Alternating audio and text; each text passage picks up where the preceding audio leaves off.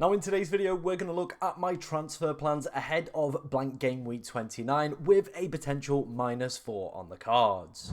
Now before we dive into today's video, of course, if you do enjoy any of the content that you see on the channel, please be sure to like, comment and subscribe as we are trying to hit 12,500 subscribers by the end of the season, and it is only possible with your help. Let's first off take a look at how my team got on in game week 28. Not a great game week, to be honest. We didn't really have anybody kind of turn up, to be honest. We got the split decision between Huijsen and Aino wrong. We lost out on 6 points there. That probably would have been enough to take us into the top 10k. Of course, I'm filming this before the Newcastle game is played tonight, and obviously we'll wait and see what happens with Alexander Isak on that one. However, with his effective ownership, I'm not really going to get too much out of him. I think it's around 91 places, so we're still going to finish on a red arrow. We're currently sat in 13k, down from 10k, so not too bad, and something we can definitely pull out. I knew game week 28 and game week 29 were both going to be difficult, of course, with us having to put makeshift squads together for this week and of course next week to avoid using that free hit. But overall, we've not fell too much. We're still in a pretty decent position heading into, of course, the blank game week, then of course the future double game weeks coming up. We're still in a really good position to of course try and secure that top 10k finish. So let's take a look at how the team is lining up then for the game week 29 without any transfers so far. So as you can see, we've got a lot of work to do. We've got three free transfers, and I do think a -4 is gonna happen. So the players that I want to remove from the side are going to be of course Alexander Isak, Alexander Arnold, Hall and Cole Palmer are going to be the players that I'm going to remove. I want to do that because, of course, I want Erling Haaland in my side. I've spoke about it quite a lot if you were in the deadline stream or in the preview stream, with Jake on Friday night as well. I spoke about the fact that I want to have the potential to have the best captain for both of those weeks. Of course, game week 29, Brighton are in pretty decent form at the moment. They're currently sat second in terms of the last 10 games for XG conceded. So they're actually a pretty good side, going well at the moment with a decent run of form as well. But I still think Haaland could definitely get a few opportunities against them.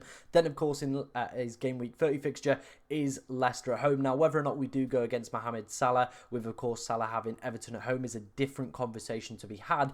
But I would still like that opportunity to make that split decision. And, of course, if Haaland is looking really good and firing, he does well against Brighton, gets himself good opportunities or, you know, a decent chance of playing against Leicester and stuff like that, then obviously I want to take that opportunity to be in that position. Of course, it will mean sacrificing some, of course, kind of bank that we've built up with Isak and the value that we've, of course, got in him. But I think with us wildcarding in 31, we are going to be in a position where, of course, we can go and get him back in nice and early, activate that wildcard straight away as soon as game week 30 is over, get Alexander Isak into the side, and obviously, you know, start to build for the doubles and everything that we get with the information going forward there. Obviously, I want to keep Munoz as well, a decent fixture for him against Southampton the following week. And the reason I want to switch away from Cole Palmer, it's just not quite functioning for him at the moment, and I know his data's not looking too bad, but sometimes when a player isn't quite clicking or isn't quite in the right groove, we do have to just sacrifice him. And I think this could be the switch where we, of course, do go for Erling Haaland. Now, some people might be saying, why don't you just sell off Salah? You probably would be able to keep Palmer then. That is the case. We would be able to do that. However, I do not want to sell off Mohamed Salah, even with the lack of doubles coming up for Liverpool. I just think he's one of those players that is going to remain within my side for the remainder of this season, to be honest. He's an absolute joke, already over 300 points so far this season. And I think for anybody looking to sell him, I think it could be a disaster waiting to happen. So my advice probably would be try and find alternative routes. I think selling Salah to get Haaland doesn't really seem like the right move to me. I know he's got the blank this game week, but it still, for me personally, doesn't seem like the right move considering how good Mohamed Salah has been this season. Let's move on then to some of the players that I am looking at. Obviously, we identified the players that we're potentially going to be looking to sell this week. Starting off first, we're going to be obviously needing two defenders. We're going to take out Lewis Hall and, of course, Trent Alexander-Arnold. So it is going to be a pick of these two defenders on this list. I think Gvardiol is probably going to be a cert considering how good his expected goal involvement numbers have been. City as well defensively have improved recently. I know they didn't have a great performance against Nottingham Forest at the weekend, but defensively they looked all right, and getting the player in with the second best expected goal involvement per 90 behind Trent Alexander-Arnold, with of course potential doubles coming up, and if it doesn't go right we can wildcard him out in 31, or you know we're getting that Leicester fixture as well in game week 30. What's not to like about that? So I think Gvardiol is probably definitely going to be a cert within the side. Back-to-back home fixtures, good underlying data, I think that one makes sense to me. Then we move on to the other ones, and these are kind of where it gets a little bit more tricky. We could go for either Aït-Nouri or Gabriel. Now, if we went for Aït-Nouri or Gabriel, we probably would have to be looking at a kind of more cheaper midfield option, and it would rule out some of the other ones that I am looking at. If we went for Aït-Nouri, I don't think we can afford Jarrod Bowen, so we're probably going to be looking at the likes of Savinho, Anthony Elanga. Same goes with Gabriel. It's probably going to be more around that price bracket of Anthony Elanga, Hudson-Odoi. Now, I don't think they're bad options considering the fixture they've got, and of course I can bench them in game week 31 with them having Manchester United. That's not the problem. I think the thing that is kind of swinging it more towards me is getting the opportunity to go for a cheap Wolves defender. Of course, we've got Agabadeo. I've probably absolutely butchered that, and I apologise. We could also go for Totti as well. He's at 4.3 million. We still have the money to be obviously afford to do that. His minutes look a lot more secure as well with decent, I think, 7 back-to-back 90-minute appearances for him. So he could be an option we could go for as well, and it still allows us to go and get the next 2 midfielders we're going to be looking at. Of course, though, Gabriel is a threat from set pieces, but we've seen them drop off in recent weeks. The only thing that is swinging me back towards Gabriel, of course, is the good underlying data that we're seeing from Arsenal across the course of this season. The fact that he is a threat from set pieces, and the fact that the 11-ify data over the next few weeks is ridiculously strong for the Gunners as well. Even against Chelsea this week, they really fancy to go and get a clean sheet ahead of course, Wolves, Manchester City, Nottingham Forest, all these teams with good fixtures this week. They're actually ahead of them. So it'll be interesting to see maybe when the bookmakers data does come out as well, which way do we potentially go with that one. But I think the route that I'm thinking right now is going to be Gvardiol, and then we go for a cheap Wolves defender. I don't necessarily need them to play in game week 30. That's not something I really need from them. I just need them to be available for that Southampton fixture in game week 29, because what it will allow me to do is bring in either one of these 2 players. We could, of course, go for Jarrod Bowen. Of course, I know he's yet to play, and I'm obviously going to make a big deal about talking about him now. Of course, if he does get injured, then we're probably going to be looking more towards Bruno Fernandes or, of course, the other alternative midfielders I have previously mentioned. But the reason I like Bowen is he is one of those players that is just a talisman for a side down the bottom. Everton and Wolves, pretty decent fixtures as well. Unfortunately, both of them are away, which isn't ideal. However, West Ham have looked a lot better in recent weeks. Of course, the Arsenal win kind of highlighting that, and Jarrod Bowen as well has been such a key part of that as well. As you can see, getting more shots off than Bruno as well, better underlying data I'd have to say as well, just slightly decreased in terms of the big chances and of course the key passes, but we all know that is what Bruno Fernandes is about. And I feel Jarrod Bowen as well is one of those players that can definitely go and break the of course, XG kind of models and the stats models, because he's such a good natural finisher. Now, I always end up with Jarrod Bowen in my team at some point in the season. This could be it. This could be the 2-week spell where we do go and get Jarrod Bowen. I'm going to give it a little bit of a scout report tonight against Newcastle, see how he's looking, see if he's fully functioning, see if it's the Jarrod Bowen of old. If he's looking good, we might want to go and invest and have a little bit of a gamble with him.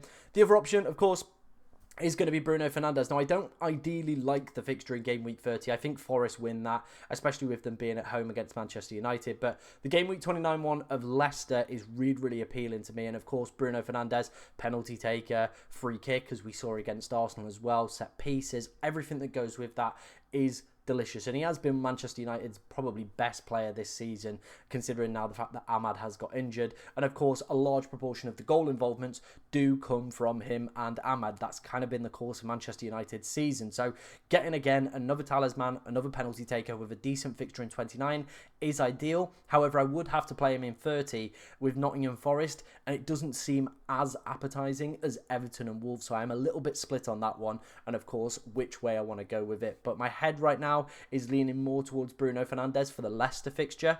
However, I could be tempted with a cheeky punt on Jarrod Bowen. Of course, those were my transfer targets. Let's go and see how they're going to look in the team and how the team is going to be evolving over the next few game weeks. Okay, wasting no time, let's take a look at how the team potentially could be lined up with our transfer plans ahead of blank game week 29. So this, of course, is option 1 if we were to go for the cheap defender route. As you can see, we've got the £4 million Wolves defender in there. We've gone for Bruno Fernandes. We've got Erling Haaland. He's going to be our captain for this week. And as well, we've brought in Gvardiol for Trent Alexander-Arnold. Now, I think this team looks ridiculously strong. Of course, I think we've probably got the 3 best captaincy options if if we did want to change our mind, we've got Bruno Fernandes, Chris Wood, and Erling Haaland. 3 potential captain options there. And I think that is the thing with me. I always like to keep my captain options open and available, especially in a week like this, where, of course, we don't have kind of the consensus pick of Mohamed Salah. I do feel like captaincy this week could be very, very skewed. And I feel like Chris Wood probably could be one of those players that does reach really high effective ownership, of course, considering how high his ownership actually is. And a lot of people aren't using the free hit chip this week. And a lot of people could maybe not get to Haaland. So we're probably just going to stick it on Chris Wood, seeing that he's got a good fixture. So again, maybe it just leaves the door open there for us to have that one. Of course, as we head into game week 30 with this team, it looks really, really good for this week. I can't lie to you, to be honest. We probably would go with something like this, maybe. Of course, then we could just chuck in probably one of Rodgers, Visser, ahead of Aina, potentially, something like that. I don't think, of course, having Bruno Fernandes looks great there, but of course then we've got this split of Mohamed Salah and Erling Haaland in terms of our captaincy. So I think the team looks pretty decent, to be honest, as is. Of course, we'd have to make a pretty big benching decision. I probably would start Rodgers there and go with something like that, I think. Then, like I said, captaincy would either be between Salah or Haaland. Then, of course, we'd be looking to wildcard in game week 31, so it doesn't really matter how the team is kind of looking for that game week. Heading into, of course, the other alternative option, and this would be, we wouldn't captain him, of course. This would be if we went for the 2 premium defender option and, of course, went for that cheaper midfielder over Jarrod Bowen and, of course, over Bruno Fernandes. And again, I don't think this looks pretty bad, to be honest. Again, we're in a really nice position where I think the team looks pretty decent. Of course, there is no Bruno Fernandes with that Leicester fixture, which is disappointing, and I feel like he would be a player that a lot of free hitters are, of course, looking to have on their free hit. Same with probably somebody like Jarrod Bowen, but we'd be stuck with a probably more differential option of Savinho or, of course, Anthony Elanga. And the reason I like Anthony Elanga, if you've not been watching Nottingham Forest games recently, he takes pretty much most of their free kicks and corners now ahead of Morgan Gibbs-White. So you're getting a player in for 5.3 million who's on a lot of the set pieces, on a lot of the kind of free kicks and corners. Pretty good asset to have, with Ipswich, of course, being the fixture for them. However, when we go into game week 30, as you can see, the team again is probably in a pretty similar position. We'd obviously do that, and we probably would line up with something like that. I think it makes the benching decisions a lot easier, to be honest. If we were to go for something like that, of course, as you can see, we'd have triple City against Leicester, which feels pretty good. Double Bournemouth against Ipswich. We'd have Salah with Everton, Munoz with Southampton. Again, I think both options really, really look good.